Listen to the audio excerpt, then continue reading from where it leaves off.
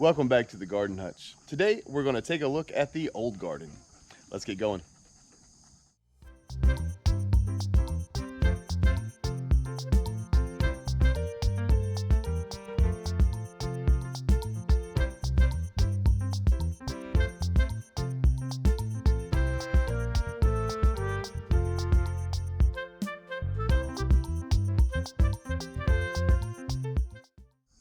So starting this week and heading into the foreseeable future, each Friday we're going to take a look at a different garden. So here on the homestead we have three, so we'll just rotate those three out. One of the reasons I want to do this is really for posterity. I like to have these gardens videos to sort of look back on in the wintertime and in the early spring when we're sort of planning out and making our final decisions on what we want to plant and where we want to put them. So with all that out of the way, let's go take a look. Morning chickens. Red and his ladies. Let's just take a look real quick here on the outside. I really like the way the pollinators worked out this year.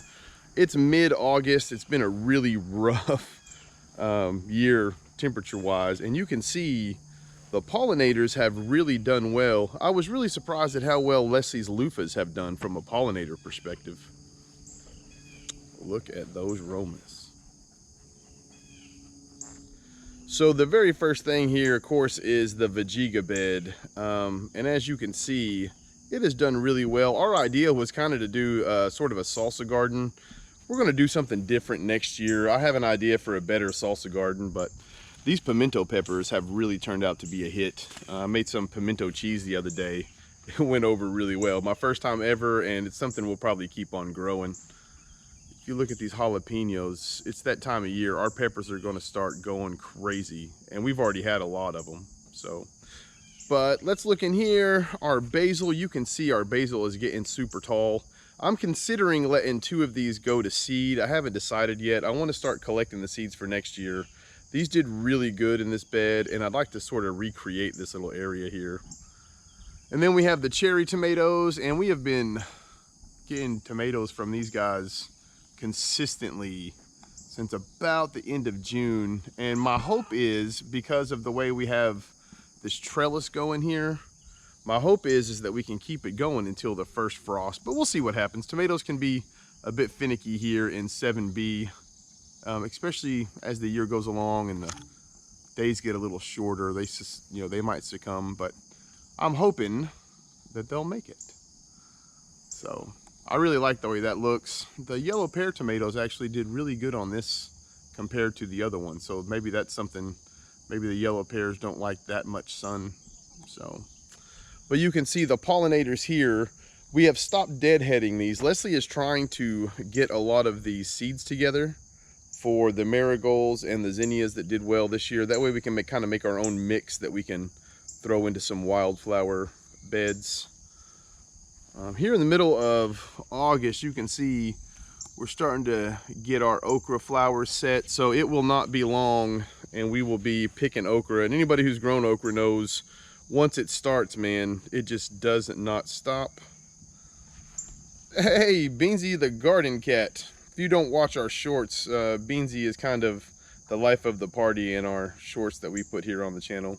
He loves being in the garden with us, and he's kind of a ham at different parts. So we started doing little 15-second clips. They're fun. If you have a chance, check them out. You can see our purple hull peas.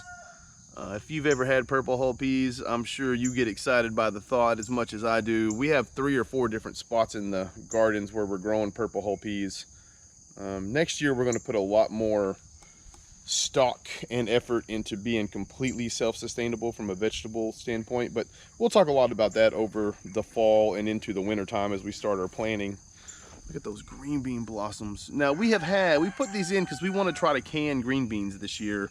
The funny thing is this huge area, the other day we got, I don't know, enough for Leslie and I to have a dinner, and they were absolutely delicious. But now I told myself I don't want to eat them all, I want to can them. I'm not sure how well that's going to work out though. You know how it is. Green beans are fantastic, so if you once you get a taste for them, you'll start eating all of them instead of putting them away. But anyway, what we're hoping we can get, I don't know, somewhere between 12 and 15 pints before the year's out. We have 2 different spots of green beans as well. This has been a huge hit. This is catnip. Beanzy will get in here and roll in it, and if you leave the gate open too long, all the cats will come in and start hitting this guy up. Leslie took the time to dry it out, and so far all of the cats have loved the dried catnip. My uncle comes by and gets some from his, and anyway, it's really gone over, so we'll probably make like a larger spot. This was sort of a last minute thing we wanted to try. I think next year we'll grow more just because it's, you know, people have really enjoyed it. And I mean, one of the reasons I like gardening is the social aspect, being able to give things away. Let's see, move this butterfly bush in here this year, and it has exploded. It's done really, really well. It's amazing the amount of pollinators that you can get in a garden when you put the effort into it. This loofah plant, oh my gosh, look at this thing. Every day you got to pull these dadgum vines off. The petunias have started dying back a little bit, and then they started flowering again. This next week is going to be over 100 most of the days, so it'll probably die back and then hopefully come back in the fall.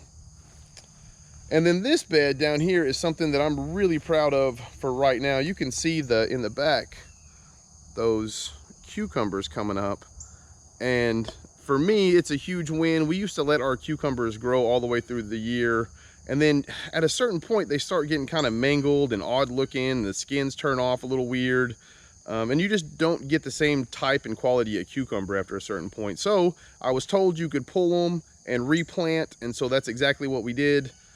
I'm hoping it works out, but so far they are coming along great. They haven't burned up or anything, so I'm keeping my fingers crossed they make it through this next week and a half, and hopefully we'll have cucumbers coming up very soon.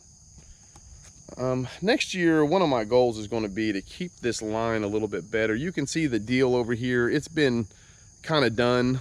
We got a bunch of the fronds off. Leslie was able to do all of her own pickles this year with her own deal, so that was fantastic. But I wanted to do this video before I went through and cleaned it up. That way I have, you know, kind of the before and after. But I really like the way the color of these zinnias here, especially whenever you put them in with the marigolds and stuff, right? So you get this little coral color and then the orange. I like the contrast of that.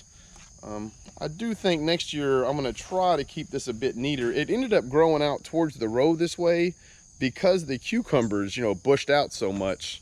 I'm not sure what I can really do to avoid that, so maybe that's just something I'll have to deal with and maybe do a better job of trellising it up.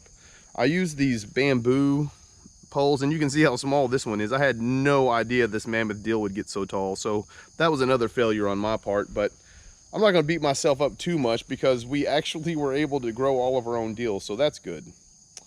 And then back here, these pole beans are starting to do much better than I anticipated. At first I thought I was going to have to pull them and redo them, but I came out this morning and looked at them, and I was really happy with the way that they're growing. So I'm not sure if we're going to get anything or not, but we hope that we can. Beanzy, why are you always in the garden, my man?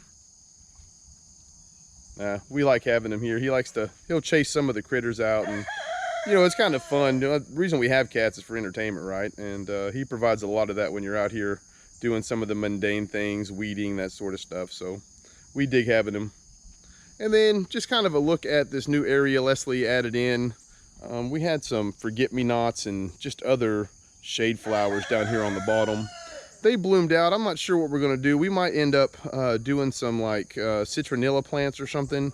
This area down here, because of the amount of water it holds, it's really bad for mosquitoes. Before I let you folks go, come on, man, I'm talking to these folks. Anyway, before I let you folks go, let me ask just one more time. If you have not, please hit that subscribe button. It goes a long way in helping us reach our goals. If you can hit that little thumbs up button, it goes a long way as well. Helps us just get recommended to some more people on YouTube. As always, I appreciate you folks hanging out with me today. Until next time, I hope everyone takes care of themselves. Peace.